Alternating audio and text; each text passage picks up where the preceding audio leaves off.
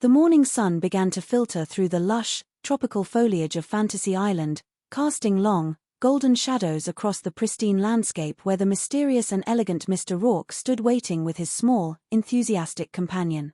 "Good morning, class," Mr. Rourke said with a calm, welcoming smile that always managed to reassure his guests.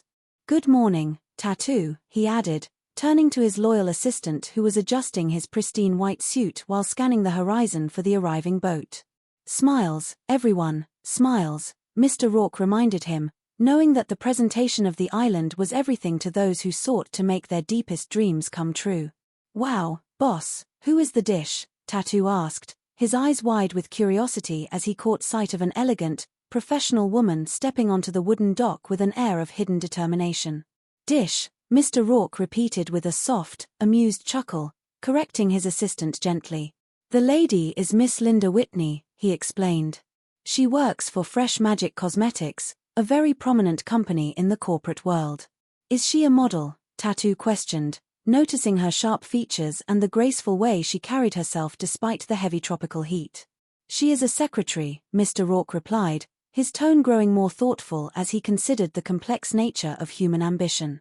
"What is her fantasy?" Tattoo asked, wondering what a corporate secretary could possibly want from an island capable of granting any wish in the universe.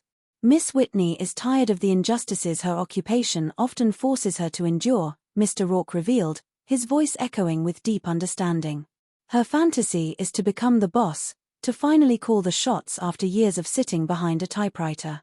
"I know the feeling," Tattoo said with a knowing nod and a playful smirk.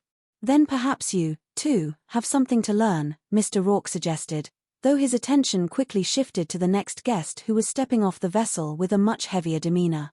"That guy do not look too happy," Tattoo observed, his cheerful mood dampening slightly as he watched a man with dark, troubled eyes walk slowly down the gangplank. "He has reason not to be, Tattoo," Mr. Rourke said softly, his expression turning serious. "That is Mr. Jesse Moreau, and the lady beside him is his wife, Kathy. She looks happy enough," Tattoo remarked, watching the woman laugh as she looked around at the beautiful island paradise. "Yes, Mrs. Moreau thinks they are on a beautiful vacation," Mr. Rourke explained, his voice lowering so as not to carry across the breeze. "Her husband loves her too much to tell her the real reason they are here on this island."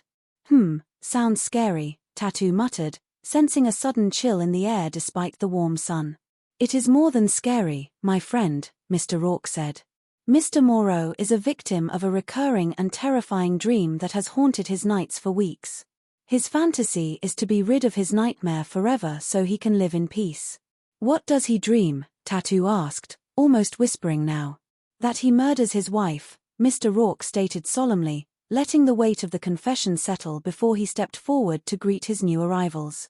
"My dear guests, I am Mr. Rourke, your host," he announced, his voice booming with warmth and authority. "Welcome to Fantasy Island," he said, opening his arms to the paradise that would soon test the very fabric of their souls. Shortly after the arrival, Mr. Rourke found himself reviewing a vibrant marketing proposal in his private study with the newly empowered corporate executive. "This Fresh Magic Cosmetics ad is excellent, Miss Whitney, excellent," Mr. Rourke praised, holding up the colorful layout that displayed an innovative vision for the beauty line. "Thank you," Linda Whitney replied, her voice filled with a mixture of pride and lingering resentment. "My boss got a raise and a promotion for that exact ad," she added, her fingers tightening around her handbag. "But you told me that you did the ad," Mr. Rourke noted, watching her closely to gauge the depth of her professional frustration. "That is just it, I did," Linda said, her words rushing out in a torrent of long-held emotion. "Mr. Rourke, I have been a secretary with Fresh Magic Cosmetics for 15 years now," she explained, emphasizing the long span of time she had spent in the background. "I know that company inside and out, and I have got great ideas, great ones," she insisted, her eyes flashing with brilliance. "But do I get the credit?" she asked rhetorically. "No," she answered herself. "Do I get a promotion?" she continued. "No," she stated flatly. "Do I get overexcited? You bet," she concluded, a sudden smile breaking through her serious demeanor as she realized how passionate she must sound. "I admire your enthusiasm, Miss Whitney," Mr. Rourke said, offering a supportive nod. And I believe we can do something to relieve your frustration on this island. Do you think you could prove your ability in, say, 2 days? He inquired, setting the parameters of her journey. Absolutely, Linda declared without a single shred of hesitation. Now I admire your confidence, Mr. Rourke smiled. How does Vice President in charge of advertising and publicity sound to you, Herr? He asked, presenting the title she had only ever dreamed of seeing on a glass door. Too good to be true, she whispered, almost breathless. How is that possible? She asked. The president of the conglomerate that owns Fresh Magic Cosmetics is an old and dear friend of mine, Mr. Rourke revealed smoothly. I told him about your fantasy and he has agreed to let you demonstrate what you can do under real pressure. You mean I do not have to type anymore or take dictation or smile for everyone else? She asked, wanting to be absolutely sure of her new reality. Of course not, Mr. Rourke assured her. You are an executive now, Miss Whitney.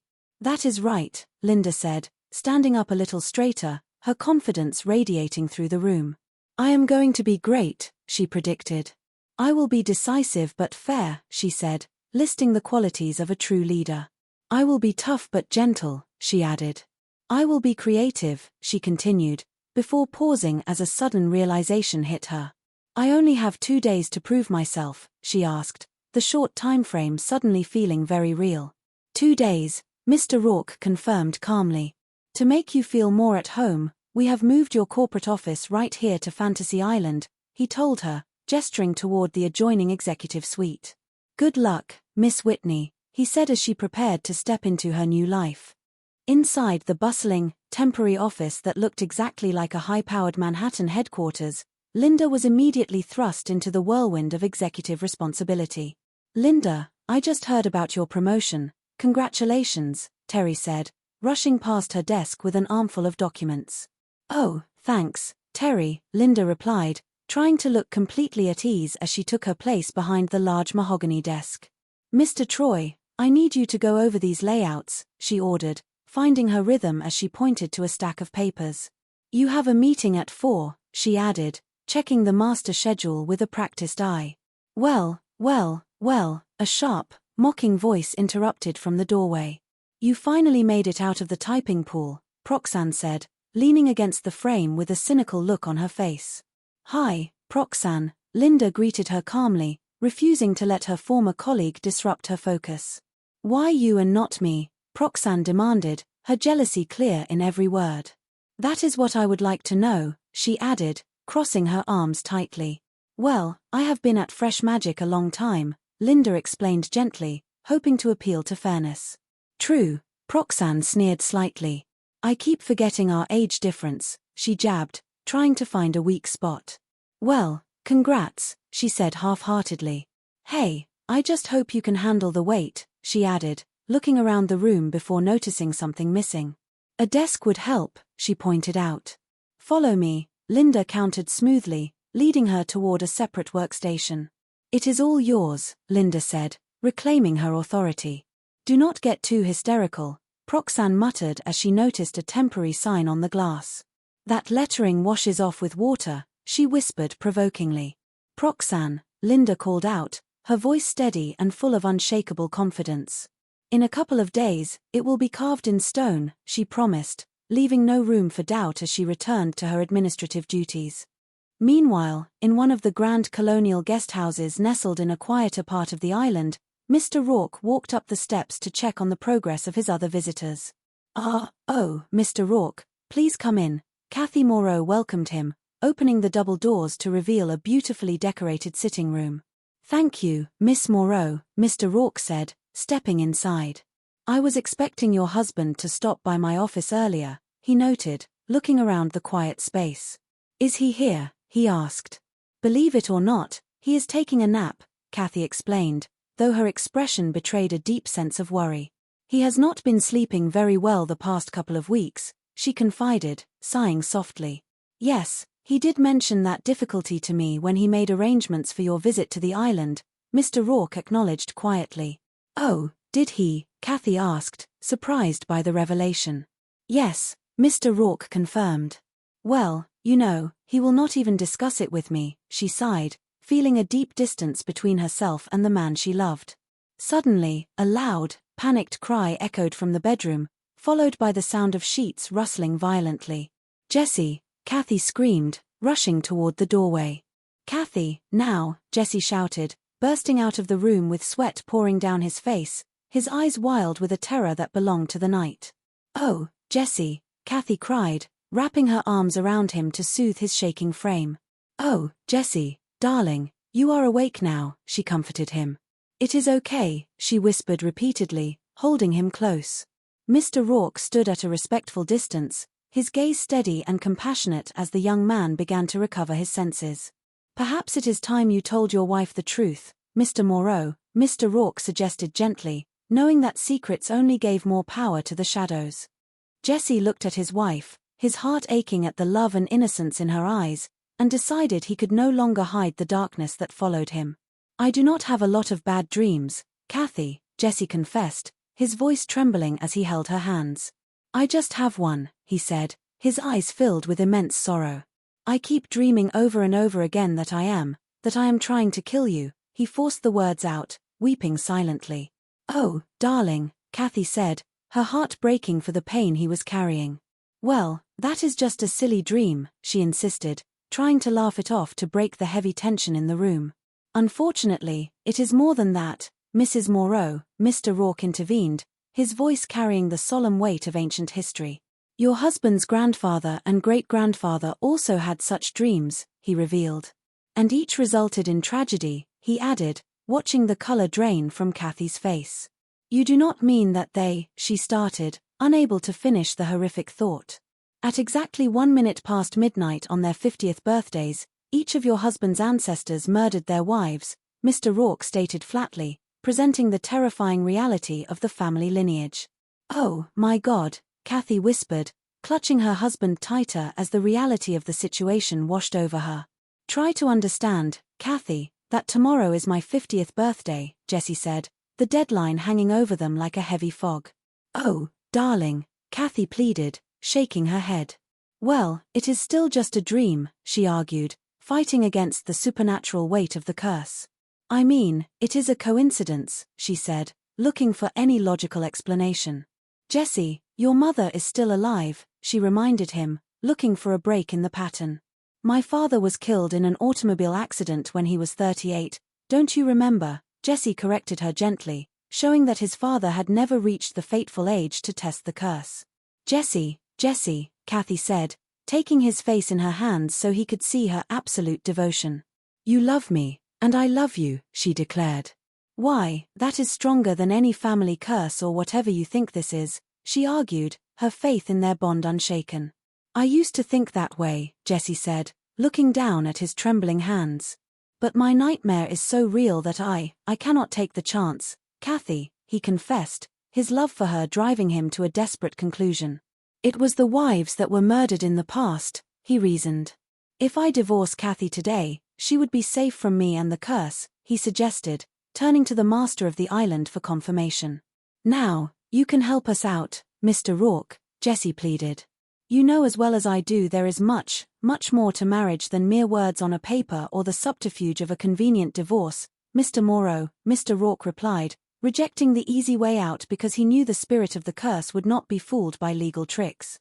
"Then what can we do?" Jesse asked, feeling completely helpless. "Your problem originated in an old country house just outside Marseilles, where your ancestors lived long ago," Mr. Rourke explained, tracing the root of the evil. "I am afraid, Mr. Moreau, to reach the end you desire, it will be necessary to start at the very beginning of the story."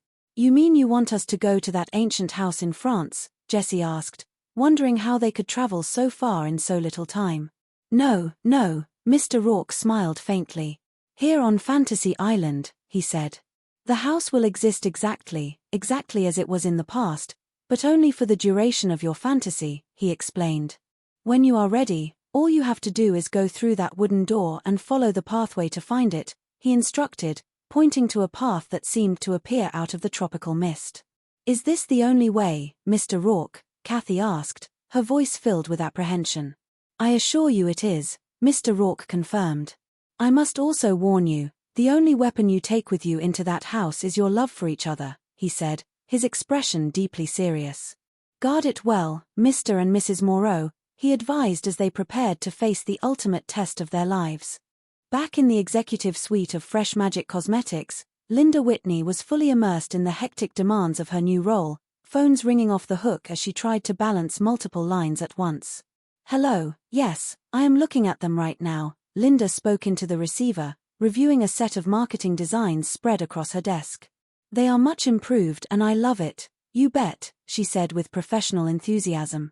Could you hold on a second, she asked as another line flashed aggressively.